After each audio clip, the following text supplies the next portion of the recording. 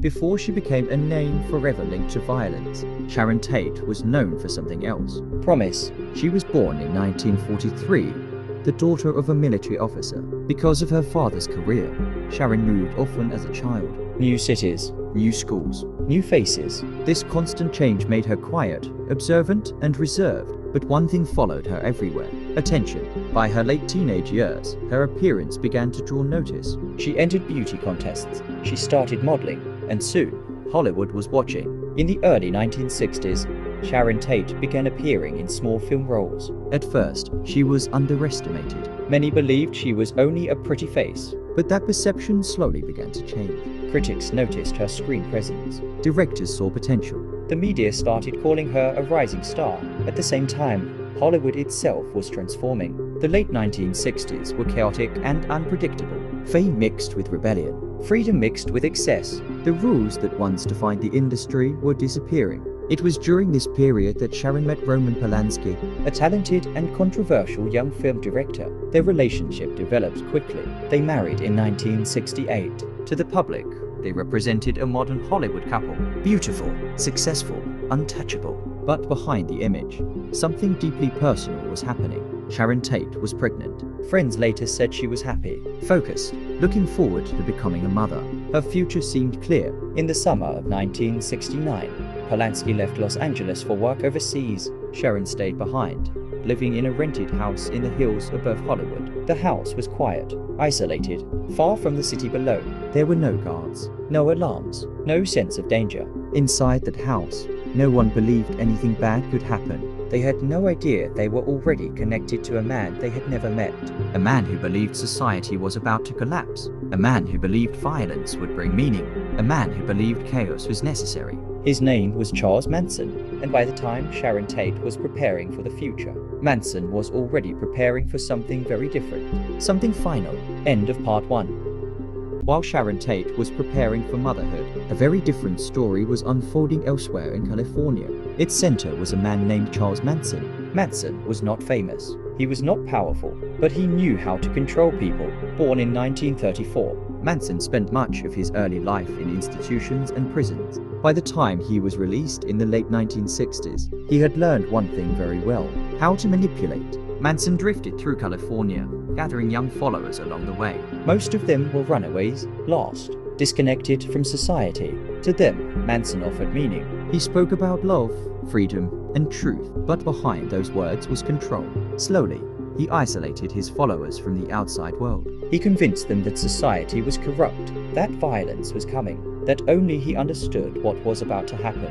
This group became known as the Manson family. They lived together, moved together, listened only to him. Manson believed the world was heading toward an inevitable collapse. He called it helter-skelter. In his mind, a massive race war was coming, and he believed he had a role to play in starting it. His plan was simple and terrifying: create chaos, commit shocking crimes, make them impossible to ignore. He believed these acts would accelerate the collapse of society and place him at the center of the aftermath. The victims, to him, did not matter. They were symbols, messages, tools. By the summer of 1969, Manson felt time was running out. The world was not changing fast enough, so he decided it was time to act. He would not commit the violence himself. Instead, he would command others to do it for him. His followers trusted him completely. They did not question his orders. They did not hesitate.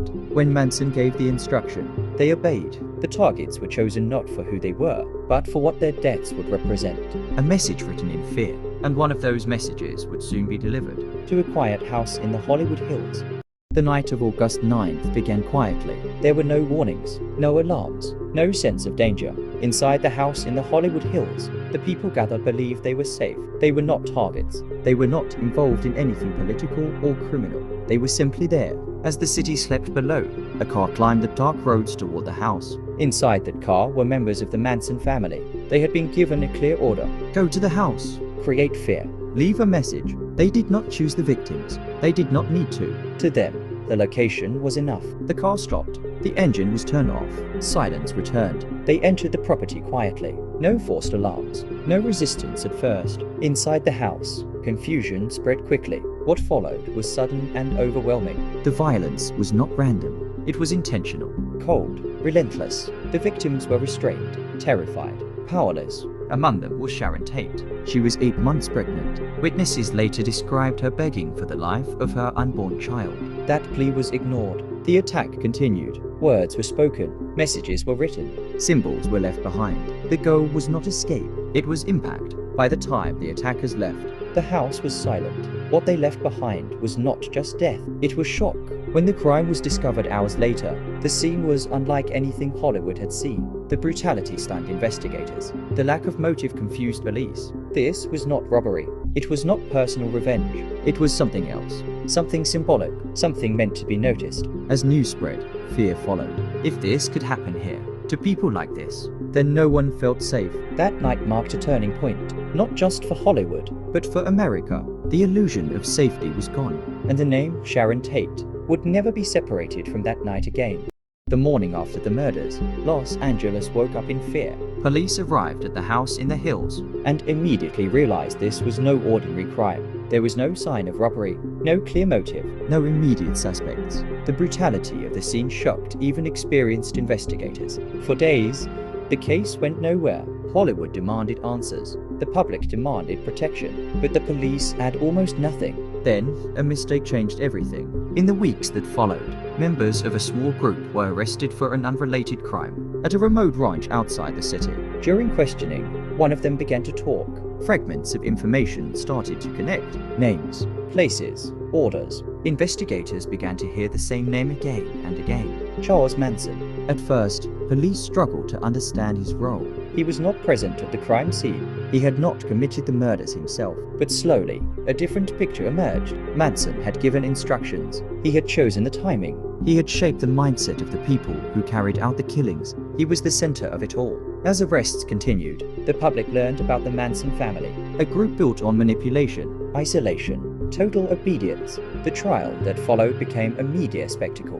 Manson appeared calm, at times smiling, at times threatening. His followers showed devotion even in court. Witnesses described how orders were given and never questioned. The prosecution argued that Manson did not need to hold a weapon. His words were enough. After months of testimony, the verdict was delivered. Charles Manson and several of his followers were found guilty of murder. The sentences were severe, but for many, justice felt incomplete. The question remained: how could one man convince others to commit acts this extreme? And how many warning signs had been ignored before it was too late? The trial closed the case legally, but it did not close the fear, because what this case revealed was something far more disturbing. Evil did not arrive suddenly. It was allowed to grow.